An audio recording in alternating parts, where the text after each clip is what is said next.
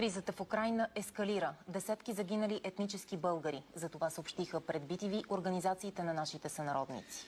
Освен заради военните действия, някои са починали от глад. Български правозащитници настояват за хуманитарен коридор. Какво е последното развитие на конфликта и застрашени ли са бесарабските българи? С подробностите Рада Домусчиева. Добър вечер. Добър вечер. Според последните данни, с които разполагаме в момента в Южна Украйна, на границата е с Украйна и Южна Бесарабия, върви концентрация на украински военни сили.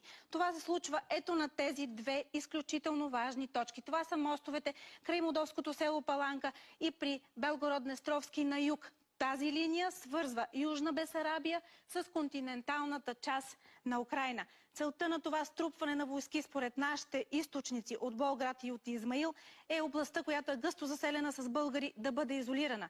А причината – масовият отказ на българи и на гагаузи да бъдат мобилизирани.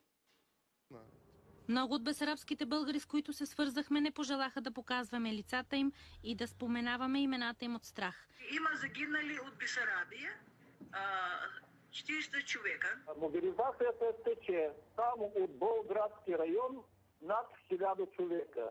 Колко точно са жертвите, не се знае, заради характера на военните действия. Украинската армия не влиза в директен бой, а воюва основно с реактивни снаряди. Тези, които загиват и ги докарват в гробове, от държавата нито една стотинка. Българите събират някоя стотинка за погребение, за да се помогнем на тези семейства, където има загинали. Има и етнически българи, които смятат, че е техен дълг да се бият за Украйна. Има войници доброволци, има в Националната гвардия, в войската. Тоест те изпълняват своя дълг. Такава позиция зае и посланникът на Украйна в София в ефира на BTV. Мобилизацията касае всички. Няма никаква дискриминация по национален, религиозен, езиков или някакъв друг начин.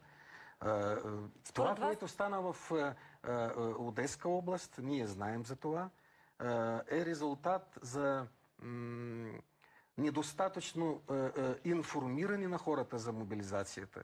В същото време правозащитници настояват за хуманитарна акция. Нашата идея е да им се даде хуманитарен коридор на нашите, нещо като дипломатически коридор, за да ги спасиме и да им се даде съкратена процедура за гражданство. Какви помощи събирате?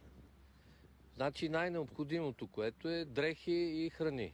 Имало и също в отделни места, където са блокирани и от глад хора, които са загинали. Организациите настояват с акцията да се ангажират и Червения кръст, православното духовенство и държавата.